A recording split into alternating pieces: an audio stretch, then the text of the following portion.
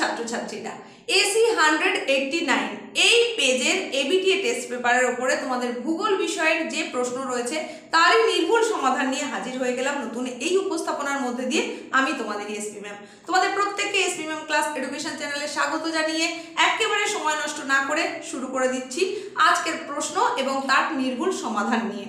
দেখো, এখানে প্রথমেই যে প্রশ্নটা তোমাদের জন্য করা হয়েছে সেটা হচ্ছে ওয়েগনার উত্তর ও দক্ষিণ আমেরিকার পশ্চিম দিকে চলনের কারণ হিসাবে উল্লেখ করেছিলেন। অপশন দেওয়া আছে জোয়ারি শক্তি, বৈষম্যমূলক অভিকর্ষজ টান, পরিচলন স্রোত আর প্রতিসারী পাতের সঞ্চারণ। তো এখানে আমাদের সঠিক অপশন যেটা বাছতে হবে সেটা একটু সমস্যা এই কারণে, কারণ ওয়েগনার এই সম্পর্কে যে কারণগুলো উল্লেখ করেছিলেন তার মধ্যে দুটো খুবই গুরুত্বপূর্ণ, যেটা হচ্ছে অপশন এ আর অপশন বি, দুটোই কিন্তু হতে চায়। তবে যদি এই প্রশ্নটা আসে তোমরা অপশন বিটাই চুজ করবে, কারণ বৈষম্যমূলক অভিকর্ষজ টান এখানে বেশি পরিমাণে কাজ করেছে, তাই তোমরা অপশন বি এটাই সঠিক উত্তর করে নেবে। আর যদি এরকম না থাকে অপশন, যদি এর মধ্যে জোয়ারি শক্তি বা বৈষম্যমূলক অভিকর্ষজ টান এদের মধ্যে যে কোনো একটা থাকে তাহলে সেটা অবশ্যই করবে। এরপরে আসছি 2 নম্বর প্রশ্ন। দেখো, এখানে বিবৃতি বলা হচ্ছে মহীসঞ্চরণের সপক্ষে যুক্তিস্বরূপ জিগস ফিট ও মেরুভ্রমণ উল্লেখযোগ্য। আর বিবৃতি 2-এ বলা হচ্ছে ওয়েগনারের মতে দক্ষিণ আমেরিকা মহাদেশ ভারতীয় উপমহাদেশের দক্ষিণ অংশ থেকে বিচ্ছিন্ন হয়ে পূর্ব দিকে সরে গেছে। তাহলে এর মধ্যে তোমরা কি বুঝতে পারছো? এর মধ্যে আমরা যেটা দেখতে পাচ্ছি সেটা হচ্ছে প্রথমে যে কথাটা বলা হয়েছে, প্রথম যে বিবৃতিটা দেওয়া হয়েছে সেটা কিন্তু সঠিক দেওয়া হয়েছে, আর বিবৃতি 2-তে যেটা দেওয়া রয়েছে সেটা কিন্তু ভুল দেওয়া রয়েছে। সুতরাং আমাদের এখানে সঠিক উত্তর হবে অপশন এ, মানে শুধুমাত্র বিবৃতি 1 এটাই সঠিক বা বিবৃতি 1টা সঠিক।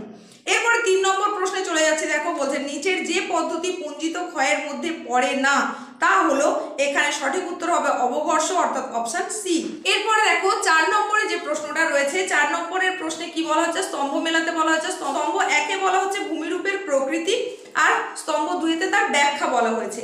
এখানে প্রথমে যেগুলো আছে দেখো, ইউ আকৃতির উপত্যকা, সেটার সঙ্গে যে মেলবন্ধনটা আমরা পাবো সেটা হচ্ছে পার্শ্বক্ষয় ও নিম্নক্ষয় সমান। ঝুলন্ত উপত্যকা, এটা হবে প্রধান হিমবাহের হিমবাহের মিলন।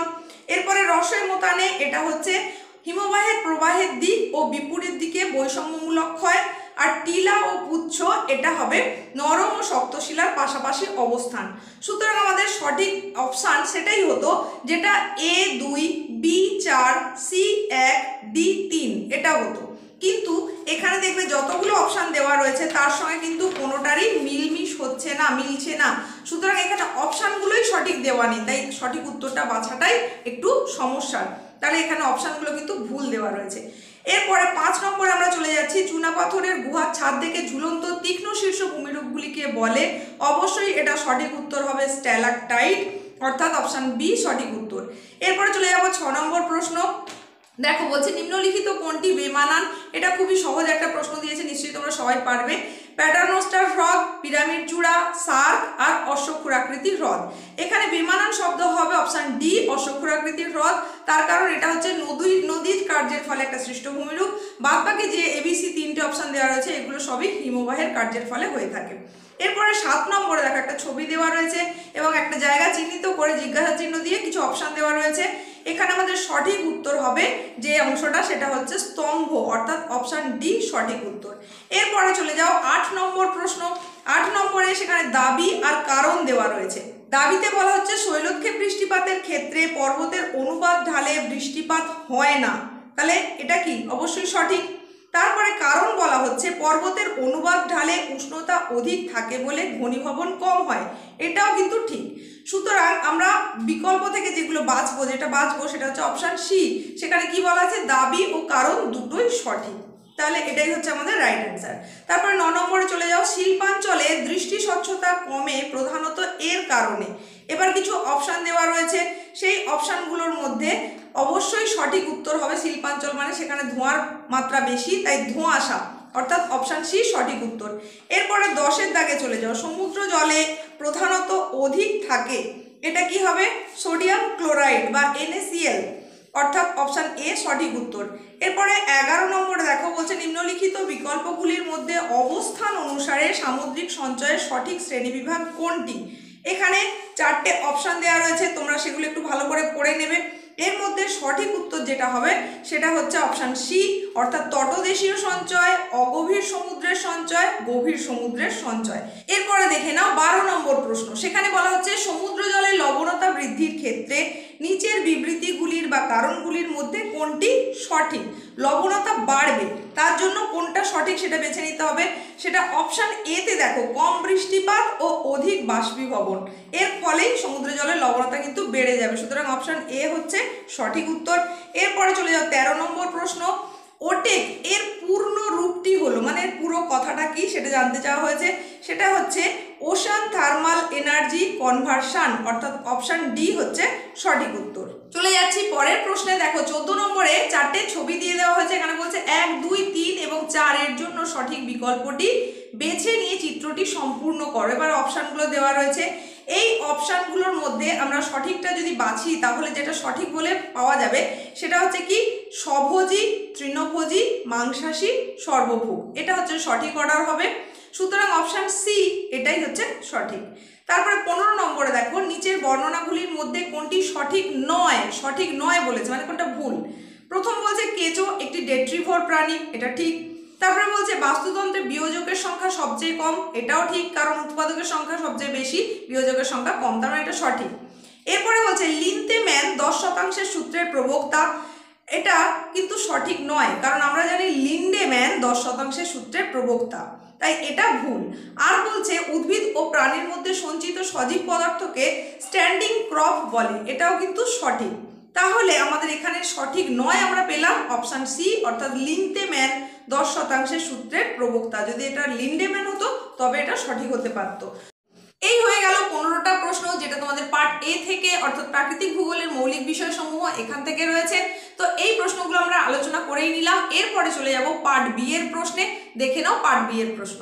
প্রথমেই যে প্রশ্নটা দেওয়া রয়েছে সেটা দেখো, 16 নম্বরে বলছে 2011 সালে ভারতের জনঘনত্ব, এখানে সঠিক উত্তর হবে 382 জন পার বর্গ কিলোমিটার, অর্থাৎ অপশান এ সঠিক। এরপরে 17 নম্বরে দেখো, নিম্নলিখিত বিবৃতিগুলি বিবেচনা করো। সেখানে একে দাবি দিয়ে বলছে কি, অর্থাৎ অ্যাজারশনে বলা হচ্ছে জনঘনত্বের তুলনায় মানুষ জমি অনুপাত কোনো দেশের নাগরিকদের আয় ও জীবনযাত্রার মান সম্পর্কে নিখুঁত চিত্র প্রদান করে, কথাটা ঠিক। তারপরে 2 নম্বরে কারণ বা রিজনিং হিসাবে বলছে মানুষ জমি অনুপাত নির্ণয়ের প্রধান দুটি উপাদান সংস্কৃতি সম্পন্ন মোট জনসংখ্যা ও মোট উৎপাদনশীল কার্যকরী জমি, এটাও কিন্তু সত্য তথ্য, যেটা দেওয়া হয়েছে সেটা ঠিক। তাহলে এবার এরপরে দেখো, অপশানে কিন্তু যেগুলো দেওয়া রয়েছে সেগুলো একেবারেই ঠিকঠাক দেওয়া নেই। প্রথমত এখানে ABCD 4টে অপশানই নেই। তারপরে যাও বা অপশানগুলো দেওয়া রয়েছে কোনোটাই কিন্তু কমপ্লিট নয়। সুতরাং এই 17 নম্বর প্রশ্নের উত্তরটা করা মুশকিল, এটা আমি করে দিতে পারছি না। এরপরে 18 নম্বর প্রশ্ন দেখো, কাম্য জনসংখ্যা তত্ত্বের প্রবক্তা, এখানে অপশানগুলো তোমরা দেখেই নিয়েছো। এর মধ্যে সঠিক উত্তর হবে এডউইন ক্যানান, অর্থাৎ অপশান ডি। চলে যাচ্ছি পরের প্রশ্নে, অর্থাৎ 19 নম্বর প্রশ্নে বলা হচ্ছে উন্নয়নশীল দেশের জনসংখ্যা পিরামিডের মধ্যভাগ স্ফীত হওয়ার কারণ। এবার যে অপশানগুলো আছে তার মধ্যে থেকে স্ফীত কখন হবে না, কর্মক্ষম জনসংখ্যা যখন বেড়ে যাবে, তাহলে সেটা হচ্ছে অপশান ডি, এটা হচ্ছে সঠিক উত্তর। এরপরে 20 নম্বর প্রশ্নে চলে যাচ্ছি, জনস্বল্পতা দেখা যায় না অবশ্যই জাপানে, সঠিক উত্তর, অর্থাৎ অপশান সি সঠিক। এরপরে চলে যাচ্ছি 21 নম্বর প্রশ্নে। দেখো 21 নম্বর প্রশ্নে বলা হচ্ছে নিচের দেওয়া পৌর জনবসতির বৈশিষ্ট্যগুলি বিশ্লেষণ করে সঠিক বিকল্প নির্বাচন করো। এখানে পৌর জনবসতির বৈশিষ্ট্য দিয়েছে। প্রথমে যেটা বলছে বসতিগুলি গোষ্ঠীবদ্ধ প্রকৃতির, মানে ঠিক। তারপরে বলছে অধিকাংশ বাসিন্দা কৃষিকার্যে নিযুক্ত, একেবারেই নয়, অর্থাৎ এটা ভুল। তারপরে বলছে জনসংখ্যার চাপ খুব কম, এটাও ভুল, কারণ এখানে জনসংখ্যার চাপ বেশি। তারপরে বলছে উন্নত পরিকাঠামো ও উন্নত জীবনযাত্রা, এটা ঠিক। তার মানে আমরা কি পেলাম, 1 আর 4 ঠিক, 2 আর 3 ভুল। সুতরাং অপশান সি হচ্ছে আমাদের সঠিক উত্তর। এরপরে চলে যাচ্ছি 22 নম্বর প্রশ্নে। এখানে বলছে গোন্ড উপজাতিদের বসতির প্রকৃতি। অপশান দেওয়া আছে গোষ্ঠীবদ্ধ, বিক্ষিপ্ত, বর্গাকার, দণ্ডাকার। গোন্ড উপজাতি মূলত বিক্ষিপ্ত প্রকৃতিরই হয়ে থাকে, কিন্তু এরা যেখানে বসবাস করে সেখানে গোষ্ঠী আকারে বসবাস করে। সুতরাং এই প্রশ্নের উত্তরটা তোমরা বিক্ষিপ্তই করো, অর্থাৎ বি এর অপশান হচ্ছে সঠিক উত্তর। 23 নম্বর প্রশ্ন আলোচনার আগে বলি, তোমরা যারা যারা চ্যানেলে প্রথম এসেছো অবশ্যই এখনই চ্যানেলটাকে সাবস্ক্রাইব করো, আর পাশে থাকা নোটিফিকেশন বেল আইকনটাকে অল করতে একেবারেই ভুললে কিন্তু চলবে না। আর আজকের এই উপস্থাপনা যদি তোমার ভালো লেগে থাকে লাইক করো, বন্ধুদের মধ্যে প্রচুর পরিমাণে শেয়ার করে দাও। তোমাদের কনসেপ্ট ক্লিয়ারের ক্লাস কিন্তু ইতিমধ্যেই অনেকগুলো আপলোড হয়ে গেছে চ্যানেলে। প্লেলিস্টের লিঙ্ক আজকের ভিডিও ডেসক্রিপশন বক্সে দেওয়া থাকবে। তোমরা যারা এখনো সেই ক্লাসগুলো দেখে উঠতে পারোনি অথচ প্রয়োজন রয়েছে, তারা ওই লিঙ্কে ক্লিক করে দেখে নেবে। আর এর আগে এই এবিটিএ টেস্ট পেপারে যে দুটো পেজ ছিল, AC 26 আর AC 159, তার উত্তরগুলো একদম নির্ভুল সমাধানগুলো কিন্তু এর আগে করে দেওয়া হয়েছে। সেই দুটো ভিডিওর লিঙ্কও কিন্তু ডেসক্রিপশন বক্সে দেওয়া থাকবে, তোমরা সেখান থেকে ক্লিক করে দেখে নিও যদি এখনো না দেখে থাকো। এখন দেখে নাও বাকি প্রশ্নগুলো। 23 নম্বর প্রশ্ন, সেখানে কি বলা হচ্ছে, সঠিক বিকল্প নির্বাচন করো। এখানে বেশ কিছু তোমাকে তথ্য দিয়ে দিয়েছে। ভারতে নগরায়নের সমস্যাগুলি হলো, তো ভারতে নগরায়নের সমস্যা হিসেবে আমরা যে সমস্যাগুলোর কথা বলতে পারি সেটা হচ্ছে বস্তি, যানজট, জল নিকাশি সমস্যা। সুতরাং অপশন ডি হচ্ছে সঠিক উত্তর। চলে যাচ্ছি পরের 24 নম্বর প্রশ্নে, নিম্নলিখিত বিকল্পগুলির মধ্যে কোন বিকল্পটি সামঞ্জস্যহীন। এখানে দেখো পরপর তুমি অপশনগুলো যদি দেখতে থাকো দেখবে লন্ডন, পুনে, শিলিগুড়ি, বৃন্দাবন, এটা হচ্ছে সামঞ্জস্যহীন, অর্থাৎ অপশন ডি হচ্ছে সঠিক উত্তর। 25 নম্বর প্রশ্ন অর্থাৎ পার্ট বি এর যে লাস্ট প্রশ্ন, সেখানেও কিন্তু একটা স্তম্ভ মেলাতে বলা হয়েছে। স্তম্ভ 1 আর স্তম্ভ 2 মিলিয়ে সঠিক বিকল্প বেছে নিতে বলা হয়েছে। এবার এইখানে আমরা যে অপশনগুলো বাছবো সেটা দেখো, প্রথমেই কি বলা হয়েছে, মেগালোপলিস, এই নামকরণটা কে করেন, গডম্যান। তারপর দেখো গৌরপুঞ্জ, এটা গৌর হবে না, পৌরপুঞ্জ হবে, এটা করেন প্যাট্রিক গেডেস। তারপরে আছে বারবান, এটা হচ্ছে গ্যালপিন। আর পৌরবসতির বয়সভিত্তিক শ্রেণীবিভাগ, এটা হচ্ছে মানফোর্ড। সুতরাং এই অনুযায়ী আমাদের সঠিক অপশন হচ্ছে অপশন এ, এটাই সঠিক উত্তর। তো পার্ট বি এর প্রশ্নগুলো আমরা কিন্তু শেষ করে ফেললাম। এই পার্ট বি থেকে তোমাদের 10 নম্বরের প্রশ্ন থাকবে, যেটা মানবীয় ভূগোল থেকে আসবে। এরপরে আমরা দেখে নেব পার্ট সি এর প্রশ্ন, যেটা আসবে ভারতের ভূগোল থেকে, সেখানেও কিন্তু 10টা প্রশ্ন থাকবে। সময় নষ্ট একেবারেই নয়, চলো আমরা দেখে নিই পরবর্তী প্রশ্ন। পার্ট সি এর প্রথম প্রশ্ন, ভারতের সর্বাধিক জনঘনত্বপূর্ণ রাজ্য হলো অবশ্যই বিহার, মানে অপশন সি। এরপরে 27 নম্বরে বলছে শুষ্ক অঞ্চলে জলবিভাজিকা ব্যবস্থাপনার একটি গুরুত্বপূর্ণ পদ্ধতি হলো অবশ্যই বৃষ্টির জল সংরক্ষণ, মানে অপশন এ। 28 নম্বরে বলছে ভারতের বৃহত্তম সেচ খাল হলো, এটা হচ্ছে ইন্দিরা গান্ধী খাল, মানে অপশন ডি। এরপরে 29 নম্বর প্রশ্ন, এখানে বলছে উভয় স্তম্ভের সহসম্পর্ক নির্ধারণ করো ও সঠিক বিকল্প চয়ন করো। এখানে আমরা কি দেখতে পাচ্ছি, বায়ু শক্তি, বায়ু শক্তির জন্য অবশ্যই চীন। তারপরে দেখো জৈব গ্যাস বিদ্যুৎ, এটা হবে জার্মানি।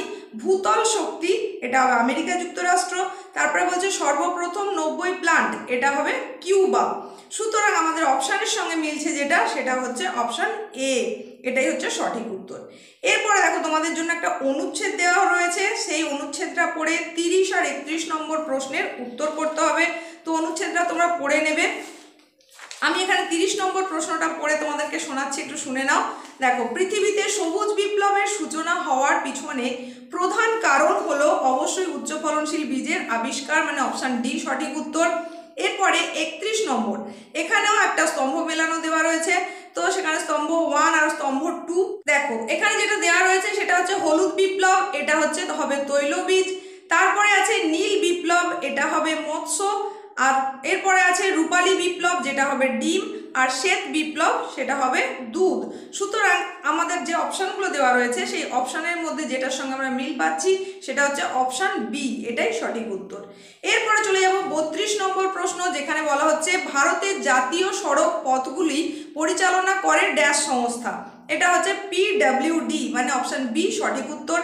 এরপরে আছে সার্ক সদস্যভুক্ত দেশগুলি নিজেদের বাণিজ্যিক উন্নতির জন্য যে সংস্থা গঠন করেছে সেটি হলো, অপশান যেগুলো দেওয়া রয়েছে তার মধ্যে সঠিক উত্তর হবে সাফতা, অর্থাৎ অপশান এ হচ্ছে সঠিক উত্তর।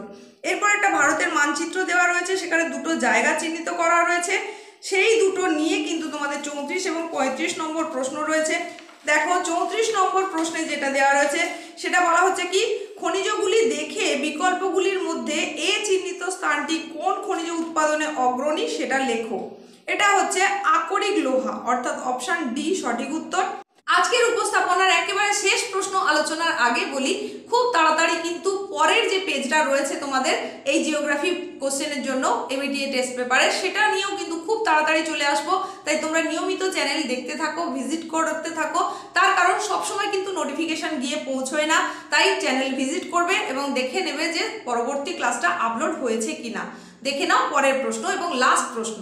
আর 35 নম্বরে বলছে চিহ্নিত স্থানটি শনাক্ত করো ও উৎপন্ন ফসলটি চিহ্নিত করো। সেখানে অবশ্যই এটা সঠিক উত্তর হবে কফি, অর্থাৎ অপশন এ সঠিক উত্তর।